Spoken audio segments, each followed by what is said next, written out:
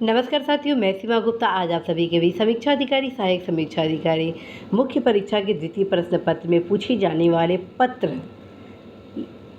लेखन से संबंधित महत्वपूर्ण क्लासेस को लेकर आई हूँ। और आज के इस पत्र लेखन में जो महत्वपूर्ण टॉपिक है वो है टिप्पणी। यदि टिप्पणी से संबंधित कोई क्वेश्चन पूछा जाता है कि एक टिप्पणी का प्रारूप लिखें, तो आप इस कंडीशन में कैसे टिप्पणी लिखेंगे। तो यहाँ आप देख रहे हैं, पहले जान लेते हैं साथियों कि टिप्पणी होता क्या है। जैसे मान लीजिए शासन प्रशासन में कोई भी पत्र आता है, ठीक है, कोई भी पत्र आता है तो उस पत्र पर अग्रेतर कार्रवाई के लिए अर्थात आगे की कार्रवाई के लिए एक पत्रावली खोली जाती है, अर्थात फाइल खोली जाती है। उस फाइल में उस लेटर से संबंधित कुछ संक्षिप्त रूप से जानकारियाँ दी जाती हैं, प्लस उस लेटर पर क्या आगे की कार्रवाई की जानी है उसके संबंध में भी प्रस्ताव किया जाता है, ठीक है। इस प्रकार से एक टिप्पणी बन जाता है। फिर उस टिप्पणी पर ही उच्च स्तर पर अनुमोदन जब हो जाता है तब उस लेटर पर अग्रेतर कार्रवाई सुनिश्चित होती है, ठीक। तो इस प्रकार से जब प्रस्ताव लिखा जाता है तो टिप्पणी में क्या कैसे लिखा जाता है वही आज आपको इसके माध्यम से मैं बता रही हूँ, जो कि परीक्षा में आपका पूछा जाता है। तो साथियों, जैसे मान लीजिए आपके पास श्री ब का लेटर आया, ठीक है, दिनांक कितने का 3/4/22 का, ठीक है। तो आप क्या करेंगे, सबसे पहले विचाराधीन पत्र लिखेंगे। यहाँ पर आपको लिखना है विचाराधीन पत्र। आखिर विचाराधीन पत्र यहाँ पे क्यों लिख रहा है, उसका कारण है कि अभी इस पत्र पर कोई विचार नहीं किया गया है।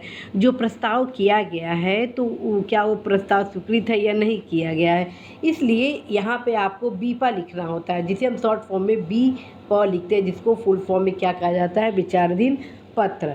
अब यहाँ पे जो पत्र लिखा रहता है, ठीक है, और प्लस पत्र का दिनांक उसको मेंशन करना होता है। तो यहाँ पे आप लिखिए श्री ब भवन स्वामी ममफोड़गंज प्रयागराज और दिनांक ये, ठीक है। अब यहाँ पे अनुसचिव लिखे आप और फिर लिखिए कृपया संलग्नक सहित विचाराधीन पत्र का अवलोकन करने का कष्ट करें। जी हाँ, क्या लिखना है, पहला कृपया संलग्नक सहित विचाराधीन पत्र का अवलोकन करने का कष्ट करें।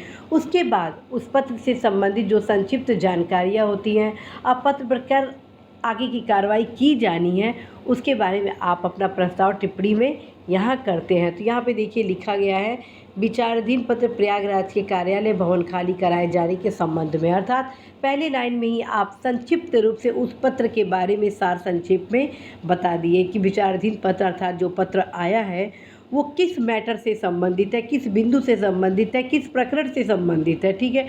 उसके बाद उस पर आगे क्या होना है उसके संबंध में बताया जाना है। तो चूँकि प्रश्नगत प्रकरण में अग्रेतर कार्रवाई शासन स्तर से की जा चुकी है, अतः उचित होगा कि अध्यक्ष प्रशासक ग्रेटर शारदा सहायक समादेश को यह निर्देशित कर दिया जाए कि प्रश्नगत प्रकरण में 2 दिन के भीतर आवश्यक कार्यवाही करते हुए कृत कार्रवाई की स्वतः स्पष्ट टिप्पणी तत्काल ही शासन को उपलब्ध कराने का कष्ट करें। अर्थात इस पत्र में शासन स्तर पर कार्रवाई की जा चुकी है, तत्क्रम में शासन स्तर पर क्या आवश्यक कार्रवाई होंगी, ठीक है।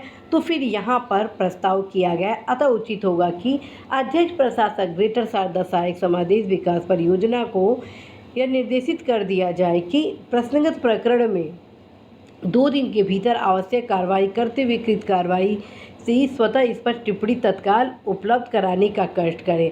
और फिर यहाँ नीचे लिखा गया तदनुसार आलेख की सहमति की दशा में अनुमोदनार्थ प्रस्तुत है। अर्थात आलेख क्या होता है, अब इस प्रकरण पर अग्रेतर कार्यवाही के लिए पत्र कहाँ जाना है, ग्रेटर शारदा सहायक समादेश विकास परियोजना, अर्थात अध्यक्ष एवं प्रशासक ग्रेटर शारदा सहायक समादेश विकास परियोजना के पास जाना है, ठीक है। तो एक पत्र बनेगा और उस पत्र में यहाँ पे जो प्रस्ताव किया गया है कि प्रसंगत प्रकरण में 2 दिन के भीतर आवश्यक कार्रवाई करते हुए कृत कार्रवाई की स्वतः स्पष्ट टिप्पणी तत्काल ही शासन को उपलब्ध कराने का कष्ट करें। ये प्रस्ताव आपके उस आलेख में अंकित होता है, ठीक है। जो आलेख में प्रस्ताव करना है वो पहले ही प्रस्ताव यहाँ पे होता है, अर्थात जो यहाँ पे प्रस्तावित होता है उसी प्रस्ताव को आलेख में नोट डाउन किया जाता है। तत्क्रम में संबंधित अधिकारी को वो प्रेषित किया जाता है संबंधित प्रकरण पर अग्रेतर कार्रवाई के लिए, ठीक है।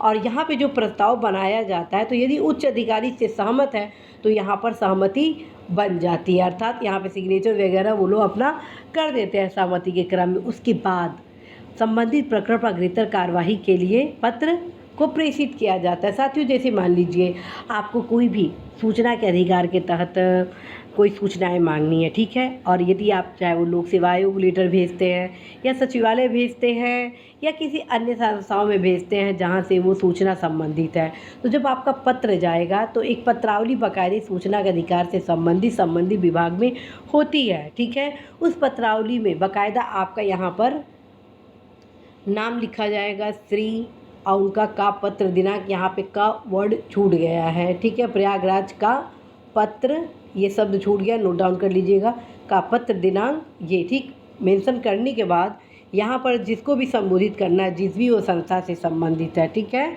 तो वहाँ पे संबोधित करने के बाद यदि आप अपने पत्र के साथ 2-3 संलग्नक भी लगाए हुए हैं तो फिर यहाँ लिखा जाएगा, कृपया संलग्नक से विचाराधीन पत्र का अवलोकन करें। और यदि आपका पत्र 1 पेज का है तो फिर लिखा जाएगा, कृपया विचाराधीन पत्र का, यहाँ पर कृपया विचाराधीन पत्र का अवलोकन करने का कष्ट करें। फिर यहाँ पर ये जो लिखा है विचाराधीन पत्र प्रयागराज के कार्यालय भवन खाली कराए जाने के संबंध में, तो यहाँ पर हो जाएगा विचाराधीन पत्र सूचना के अधिकार अधिनियम 2005 से संबंधित है, जिसके अंतर्गत प्रश्नगत बिंदु पर सूचना उपलब्ध कराए जाने का अनुरोध किया गया है, ठीक है। उल्लेखनीय है कि सूचना के अधिकार अधिनियम के तहत प्रार्थी द्वारा जो अर्हताएँ होती हैं वो कंप्लीट की गई हैं, ठीक है। अतः उचित होगा कि फिर यहाँ पर उस सूचना के अधिकार के तहत जो भी आप सूचना मांगे हैं तो जिससे संबंधित होगा, संबंधित विभाग से संबंधित होगा तो वो समय अंतर्गत आपको उपलब्ध कराएंगे। यदि कहीं और से वो सूचना संबंधित होगा तो फिर वो नियमानुसार वहाँ पर प्रेषित करते हुए निर्देशित कर दिया जाता है कि आप समयांतर्गत प्रार्थी को सूचना उपलब्ध कराने का कष्ट करें, ठीक है। और फिर नीचे लिख दिया जाता है, तदनुसार आलेख के सहमति की दशा में प्रस्तुत है, ठीक है। तो साथियों, इसी प्रकार से विभिन्न प्रकरण के संबंध में टिप्पणी को लिखा जाता है।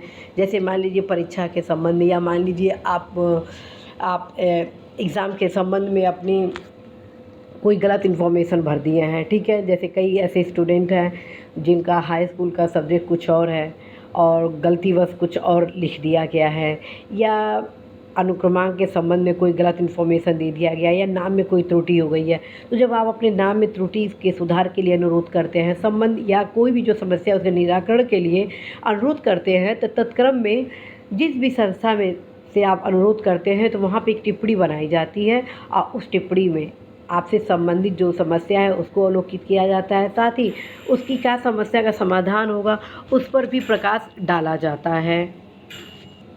तो साथियों, आशा है, विश्वास है कि आप सभी आज की क्लास को बहुत ही अच्छे से समझे होंगे और उसके क्रम में अवश्य ही जिस भी प्रकार से किसी भी विषय पर टिप्पणी लिखने के लिए बोला जाए तो आप अवश्य ही बहुत ही बेहतर तरीके से टिप्पणी लिखेंगे। और साथियों, कहीं पर भी कोई भी आपको समस्या टिप्पणी के संबंध में हो रही है तो आप अवश्य ही अवगत कराएंगे, क्योंकि आप सभी के समस्या के निदान के क्रम में ही मेरे द्वारा क्लासेस लाया जाता है। ये क्लासेस हैं टिप्पणी कैसे लिखें, टिप्पणी के प्रारूप के संबंध में, ताकि आप सभी की उन समस्याओं का मैं इस क्लास के माध्यम से समाधान कर सकूँ। All the best.